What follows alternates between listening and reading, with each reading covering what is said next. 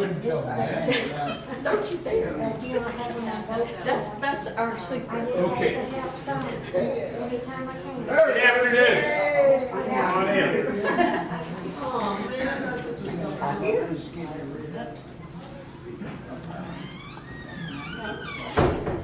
There's some magnets up here for Good Samaritans of Garland.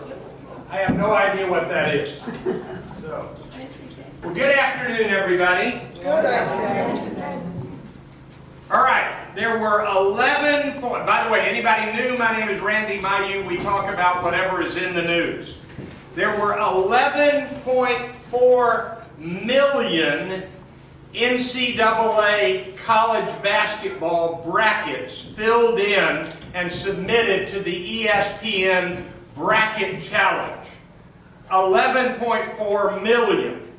After the first full weekend, there are still 273 total still correct, which means 11,300,900. Anyway, it's not many are left.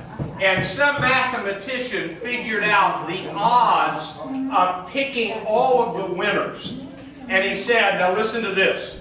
If you go buy a Powerball ticket, one ticket, and you win the Powerball, and the next Powerball, you buy one ticket, and you win that Powerball, you have better likelihood, better odds of buying one ticket for the Powerball twice and winning both of them than you do filling out the bracket accurately. So this is just pretty amazing. And so, but what we do know here in Texas is every Texas team lost immediately. This is not a good time to be a sports fan in Texas. The Rangers are basically finished. And the season hasn't started. Yu Darvish is out. Somebody else is out. Everybody is pessimistic about the Rangers. The Mavericks are going to make the playoffs, but nobody alive thinks they're going to win it all. The Cowboys lost DeMarco Murray, and they've signed this guy named Hardy, who has beaten his girlfriend. And by the way, the biggest news about the Cowboys is that Dale Hansen has become famous all over the country for what it is he said. So anyway, allergy, nose itching, my apology. So anyway, maybe not a good year for sports at the moment in the Dallas area. Okay, who's got a question about NCAA basketball or football or baseball? All right, no questions. All right, next item. I think you ought to know this. I think you ought to pay attention to this. There is an event, it's called TED, T-E-D, Technology, Engineering, and Design. And they have talks. They have a conference every year, and now they have literally hundreds and hundreds of kind of satellite venues, and it's the biggest thing going. It's called the TED Talks. And there may be a new most popular talk that was given this weekend. And it was given by a 40-year-old woman named Monica Lewinsky. And if you have not heard about her talk, it is pretty remarkable. I've read excerpts. I'm going to watch it later this week. But Monica Lewinsky, her talk is on shame. And she said, I fell in love with my boss at exactly the moment the internet exploded. And if you're not aware of this, the Drudge Report, that is a conservative website, broke the Monica Lewinsky story. And people absolutely blamed her, calling her, and I'm quoting now from her talk, a whore, a slut, And I got to tell you, from the excerpts I've seen and from what I've read, she has rebounded pretty well. And it's a very impressive TED Talk.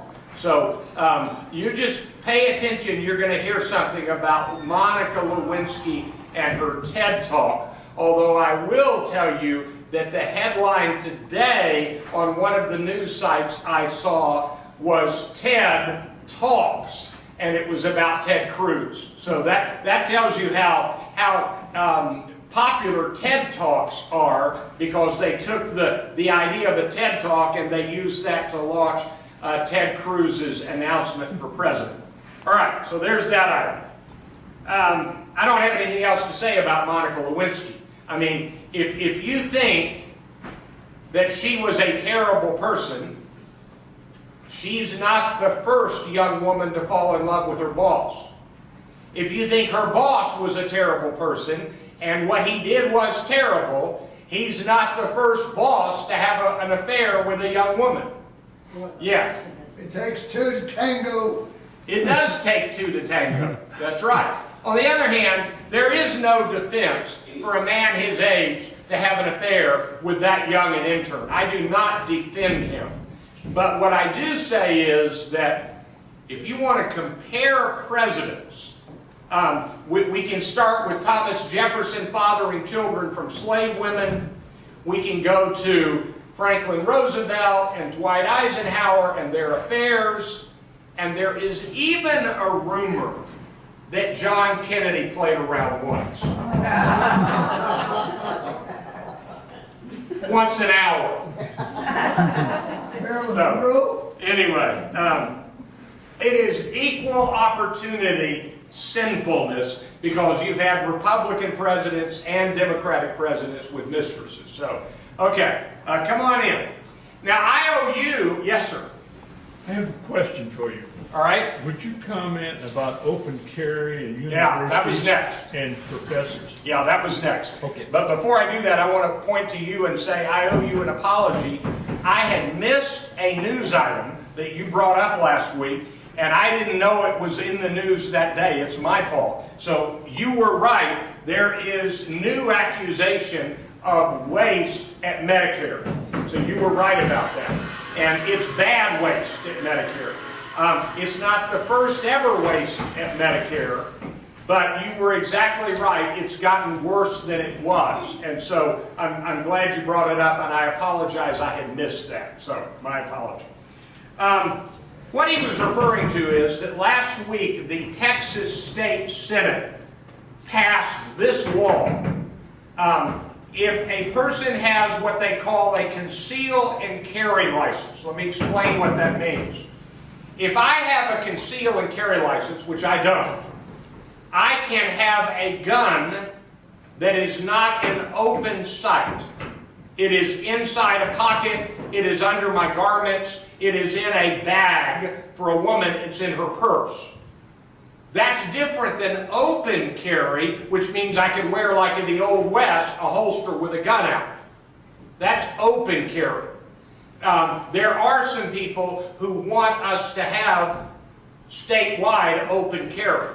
But last week, what is specifically in discussion is that the state Senate passed the conceal and carry provision for university campuses across the state campuses, not private schools. So for example, if it becomes law, SMU could prohibit conceal and carry, but University of Dallas, or I'm sorry, not University of Dallas, University of Texas at Dallas, or University of Texas at Arlington, or Eastfield College, where I teach, they could not restrict conceal and carry.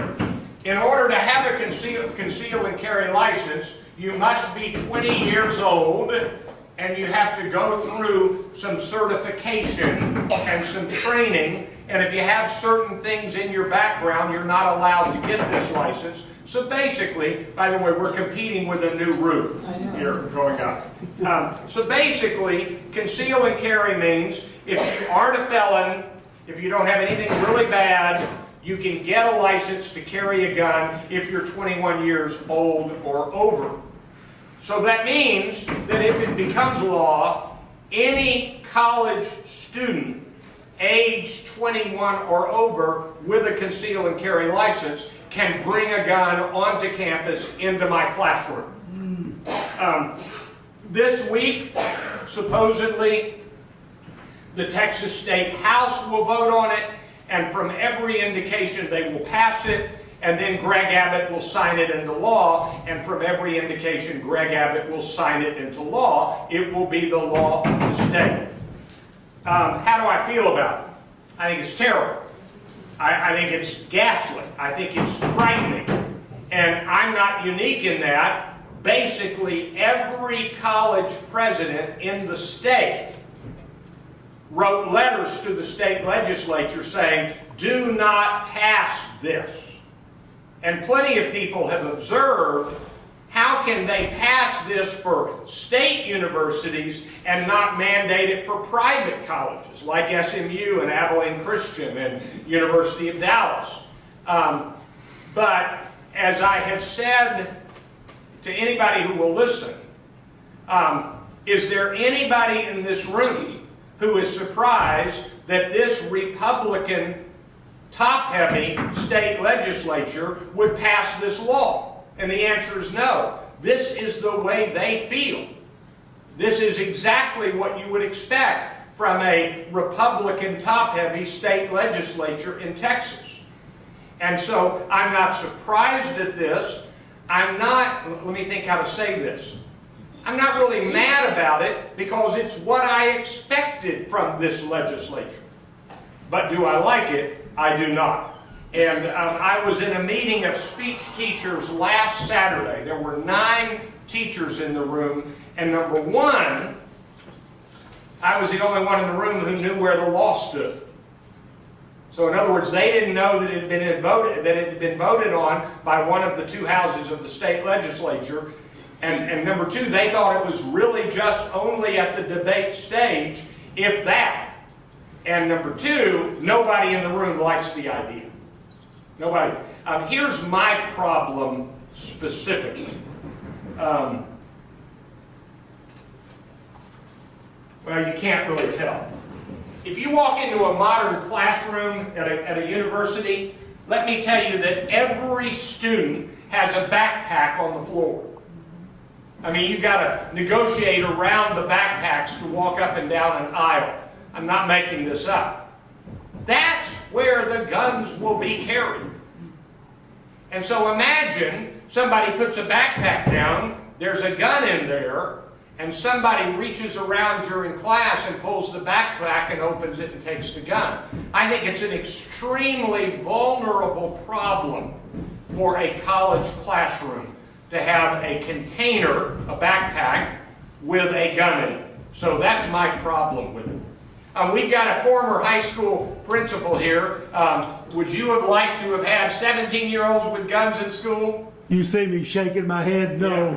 Yeah, I wouldn't either. And now, of course, that won't happen in high school because you got to be 21. So therefore, unless they decide to lower the age to 18, then you'd have some seniors doing it if they decided to do it in high school. But the direction of this legislature is more guns, more places.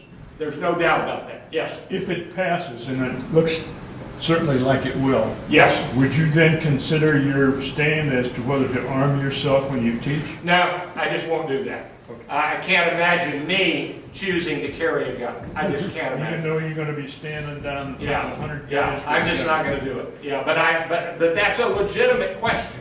I just won't do that. Yes. What has happened to our country that there is all of this need to carry weapons, Yeah. young and old? What she said was, what's happened to our country, and then she finished that sentence with, for young and old to carry weapons. As close as I can tell, things started going down when Jerry Jones bought the Cowboys. That's my current guess. That's a joke. That's a joke. It's kind of a complicated story on guns. Let me see if I can take a stab at this.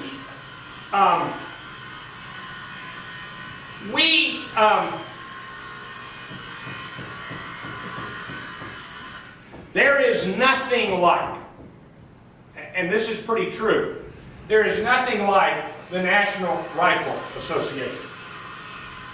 If they decide that they want somebody out of office, there's a pretty good chance that person is out of office. And they give ratings to every member of Congress. And if you are a Republican with a rating that drops a little for the NRA, they will support somebody to beat you. Now, this is a great big question. I mean, I'm trying to give an answer to her question, what has happened to our country. I don't know what's happened to our country, but I am going to try to explain how the NRA is able to win. And it is complicated. Right now, and I'm oversimplifying, the Democrats, in general, are the ones who would like some restrictions on guns, and they certainly would like data on guns. Now let me explain what I mean. A number of years ago, there was money given to the Centers for Disease Control. That's the entity that studies the health of America.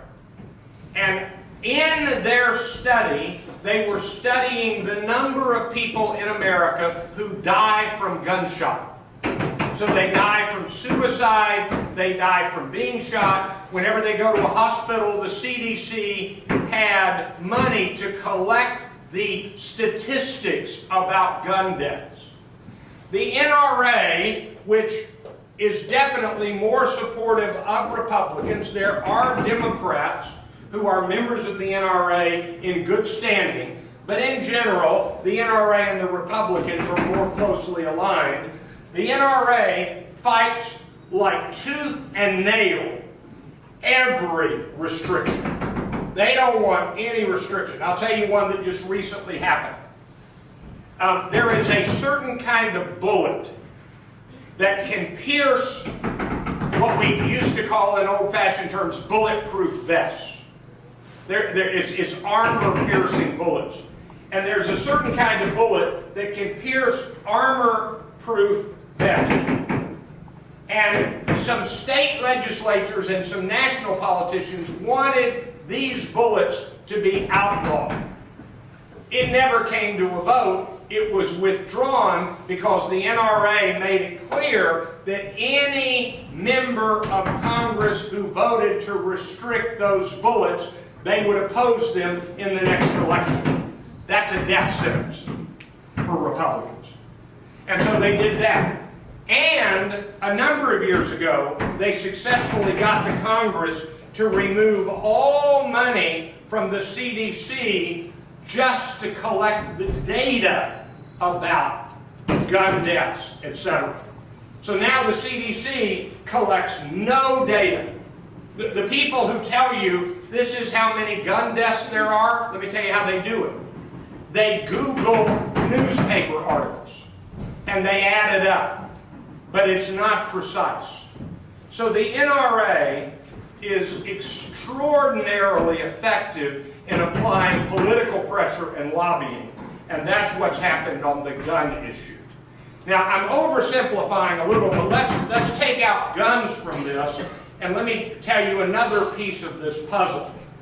In general, Democrats are in favor of money restrictions in politics more than Republican favor money restrictions in politics. Ted Cruz said last week, anybody ought to be able to give as much money as he or she wants to any political candidate. That was what Ted Cruz said a week ago.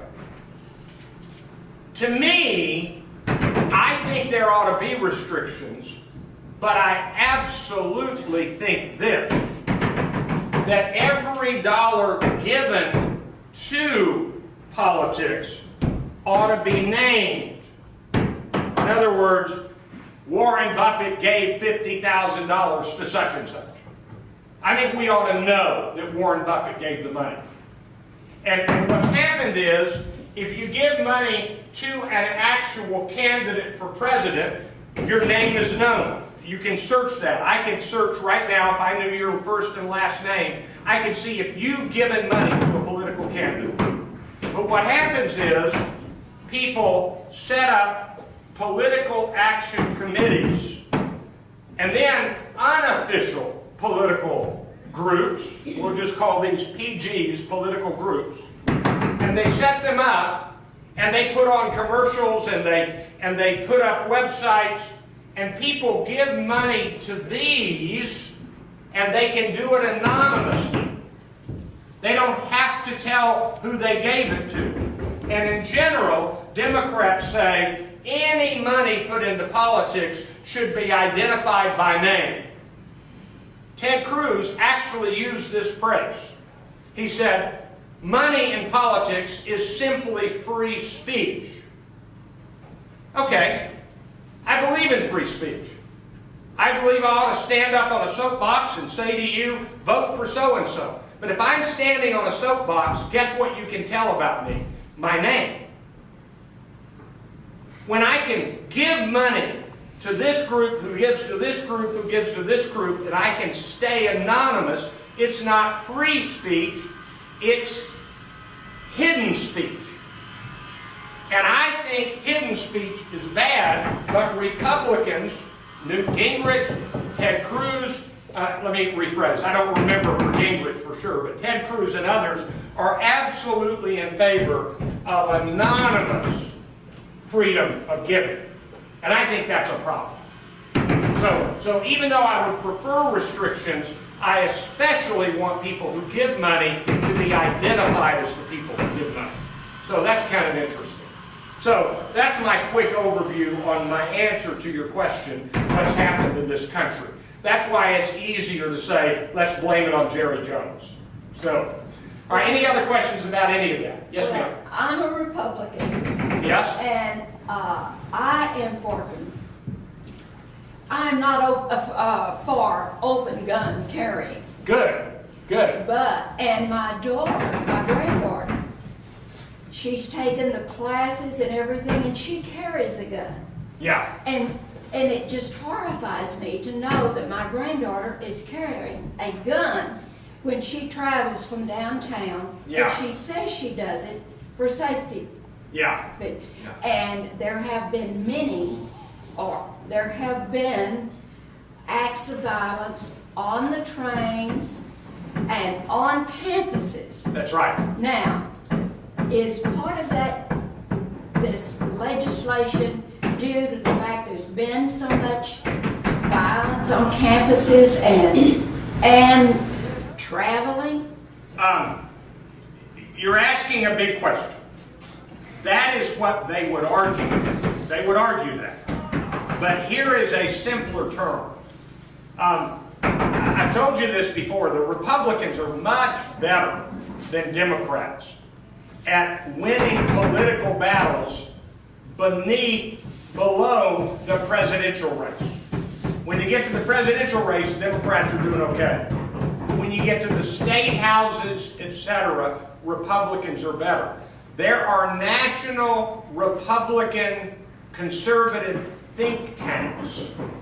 They write papers, they do research, arguing that if we elect more Republicans in the state house, we'll have more ability to pass laws to provide more gun ownership. That's one of their stated goals. And so this is part of a national strategy to be rolled out state by state by Republican political operatives and thinkers. So that's my answer to your question.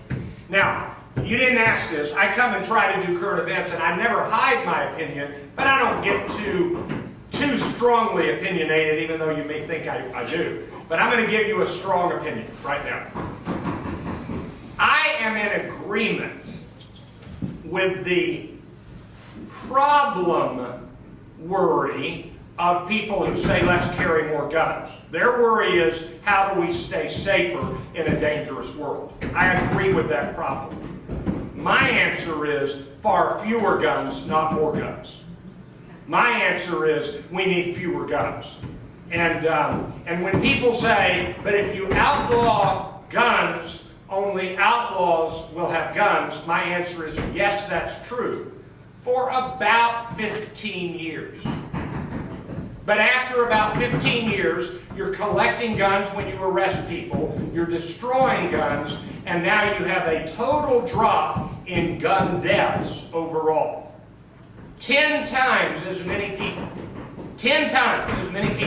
are killed every year in the United States with guns than died in 9/11. 10 times. And so, if you want a textbook case of this, Australia had a free, wide and open gun country, and somebody did something awful in a mass killing, and they outlawed guns pretty much, and their gun deaths have dropped dramatically. So we don't need to keep going on this, but that's the strongest I've ever been, or as strong as I've been about my opinion. I think we ought to get rid of a lot of guns. That's not going to happen. That's not going to happen. Okay. All right. Now we go to the next thing.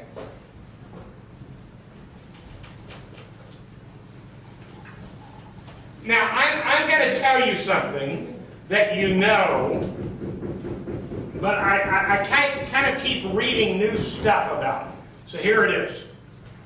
This is really breathtaking.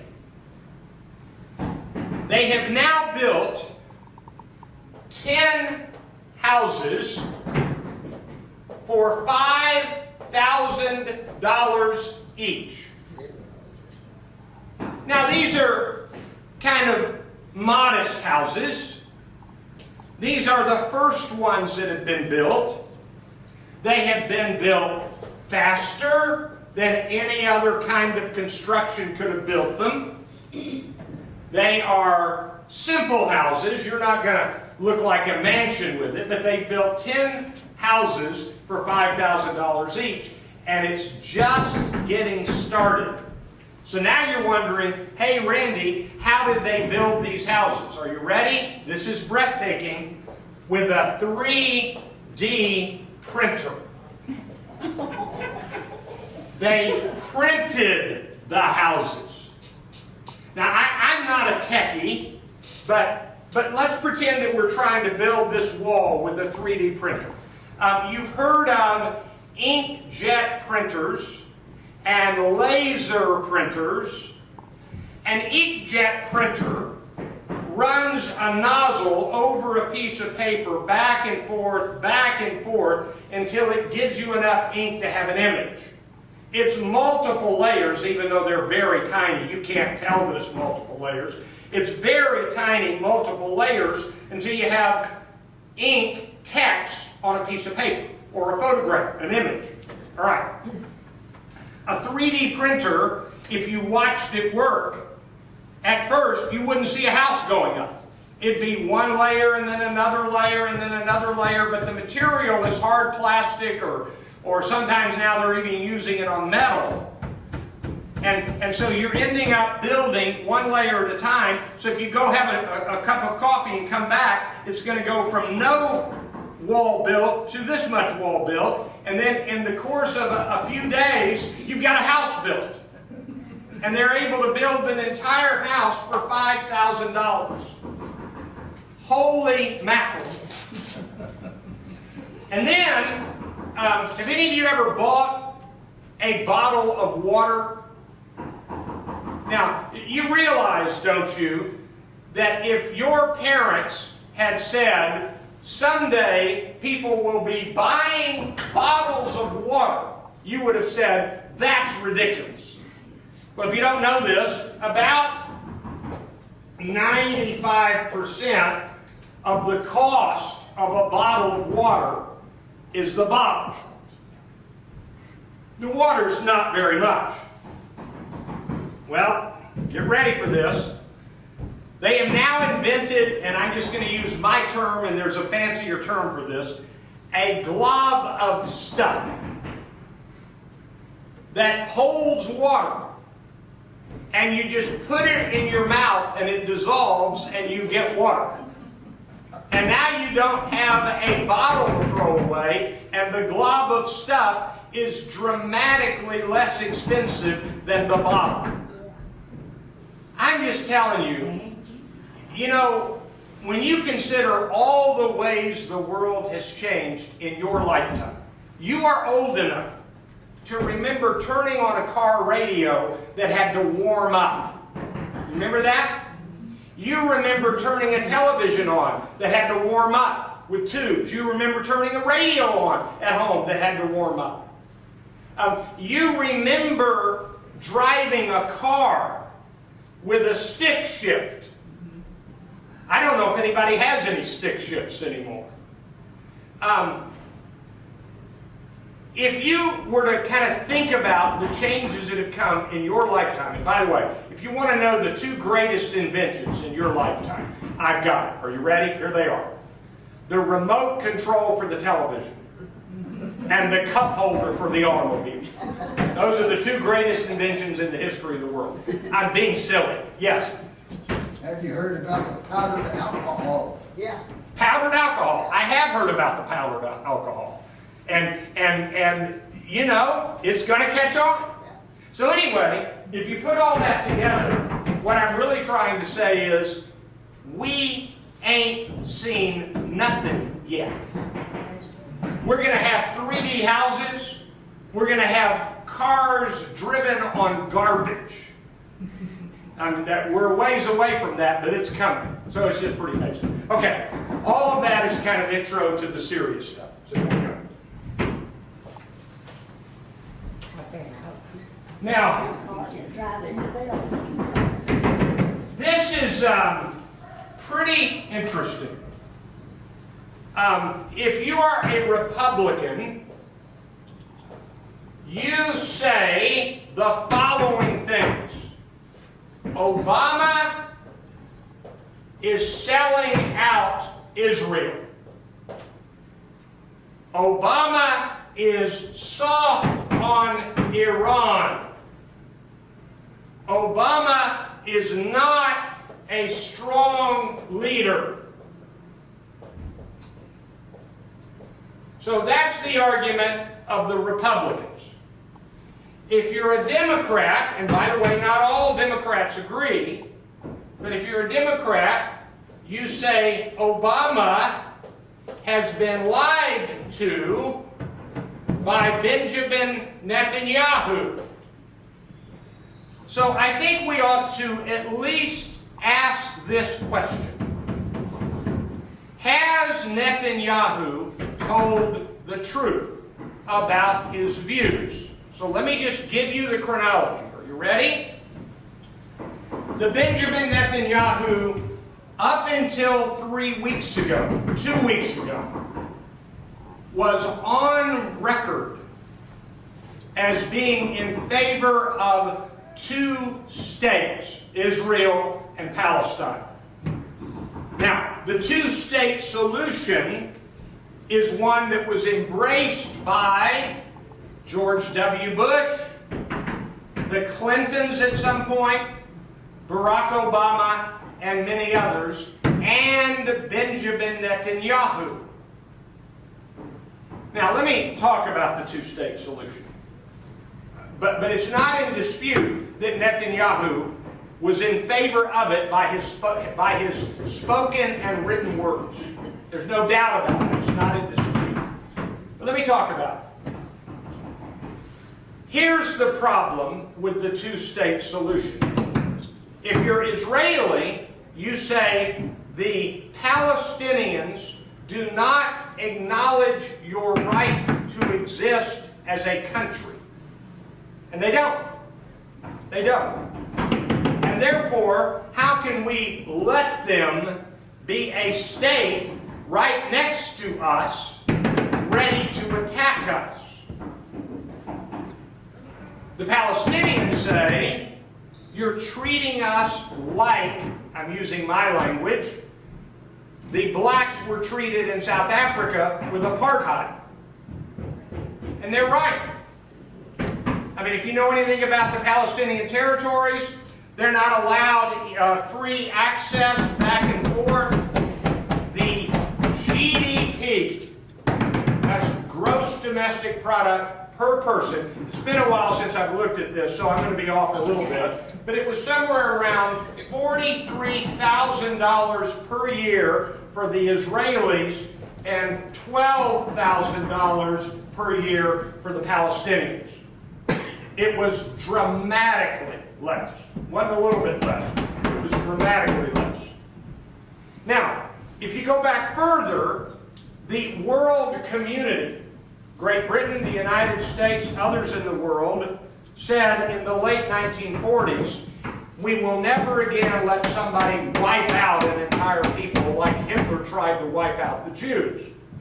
So we're going to establish a partitioned area in what was then known as Palestine and allow Israel to have safety. And in the late 40s, there was a little independence fight and the nation of Israel was born. All right, get ready for this. Is there anybody who can name who was behind the first terrorist act in what we now call modern-day Israel? Anybody know? Research this. It was at the King David Hotel, and it was a bombing that killed innocent people, and the bomb was set by Israel. Now, if you read about it today, Israel says, we called the hotel and told them to evacuate. But if you read the concurrent accounts, the accounts of the time, you learn that there were calls coming in every day to the hotel saying a bomb was about to go off. And the bottom line is that a bomb did go off and did kill innocent people, including some British people, and it was set by Israel. So whenever you hear this terrorist act is a response to this terrorist act, is a response to this terrorist act, you go all the way back to 1948 when it started at the King David Hotel. It's a pretty interesting story. After saying that, there is no doubt. Here's the most recent story. Do all of you know the name Michael Douglas, the actor? All right. Last summer, 2014, Michael Douglas and his wife, Catherine Zeta-Jones, and their son was on vacation in Europe. Their son is a proud Jewish boy and was wearing a piece of garment with the Star of David on it, and he was out at the pool at the hotel last summer. I don't know the age of the boy, but he was young, apparently under 10. He came running to the hotel room crying, and Michael Douglas asked what happened, and he said, that man out there said pretty horrible things to me because I'm Jewish. And Michael Douglas kind of couldn't believe it. And he went out to the hotel and asked the people who worked at the hotel who was talking to my son, and they pointed out the man, and Douglas went and talked to the man, and he wrote about this. This is in his words. And he did not tell us what the man said. He did not tell us what he said to the man, but he said, I had a heated conversation with the man, and it did not end well. That's what he said. That was from last summer. So anyway, the bottom line is that it is true that Jewish people are singled out for ghastly treatment, including the desire of some to wipe them off the face of the earth. That is exactly right, and that is ghastly. On the other hand, you've got some arguments that they have not always treated non-Jewish people super well either, but it's not a comparison because they nearly were wiped out in World War II. So it's a complicated story. And if you corner me, I'm generally on the side of the Jewish concern against anti-Semitism. I'm on their side. But after saying that, here's what happened in the last 2 weeks. The day before the election in Israel, Benjamin Netanyahu said, as long as I'm Prime Minister of Israel, there will not be a two-party state. So he contradicted himself from what he had said earlier. The day after after the election, maybe 2 days after the election, he said, this is a verbatim quote, I think, well, of course there's going to be 2 states. So he said he's in favor of it, then he says not in his lifetime as prime minister, and then he says of course there will be. And he also said on the day before the election and the day of the election, and when I say he said it, he put it on his Facebook page, which is a way to say, hey everybody, this is what I have to say. Here's what he said. He said, you know, conservative Jews have to go to the polls to keep the Arabs from stealing this election. Today, he apologized for that. But he won the election. He won the election. So, when you ask me who's in the right or who's in the wrong, the answer is Obama's problem is really not Netanyahu, it's Israel. And Israel is having trouble figuring out what to do with the two-party state. By the way, many of you discovered the TV show called The Dig or Dig. It's really interesting.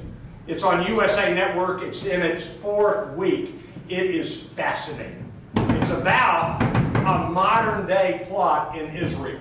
And it's really interesting. It's fiction, but it's really interesting. Really interesting. Okay, so that's my Netanyahu stuff. Here's what I think. Let me tell you what Tom Friedman wrote last week. This is pretty interesting. All right, you gotta follow this to understand it. If you don't know this, Tom Friedman is a Pulitzer Prize winner, among other things, for his reporting in the Middle East years ago. All right, I'm going to do my best. Here's Iran. Here's Iraq. In the 1980s, there was a war between Iraq and Iran. The U.S. supported Iraq and Saddam Hussein. The Soviet Union supported Iran. Later, when we ended up at war against Saddam Hussein, we commonly heard this phrase. George W. Bush said it, but so did others. Saddam Hussein killed his own people. Now, he never killed his own people. Because that part of the world doesn't define their people as within borders. It's groups, it's tribes, it's great big tribes. And so what you had was, in Iran, you have Shia Muslims. In Iraq, you have Shia Muslims. And Saddam Hussein was against the Shia Muslims in Iraq, against the Kurds, who are not the right kinds of religious people, and against the Shia Muslims in Iran. And Saddam Hussein was supporting the Sunni Muslims, and he was a Sunni, in Iraq. And if you look at the whole world of Muslims, 85% are Sunni and 15% are Shia. That's give or take, round figures. But Iraq and Iran are majority Shia. They're opposite the rest of the Muslim world. And so what happened was, this is pretty interesting, the United States got rid of Saddam Hussein. Shia have risen to ascendancy within Iraq. They are aligned with Iran, and it turns out ISIS is Sunni extremism, and in essence, our removal of Saddam Hussein allowed his leavening force to be disappeared from the region, and therefore ISIS rose, and in reality, Iran is our most likely ally against ISIS. All of that's in the column by Tom Friedman, and in case you don't know, that's confusing. And that's why Americans have difficulty understanding the whole Muslim world.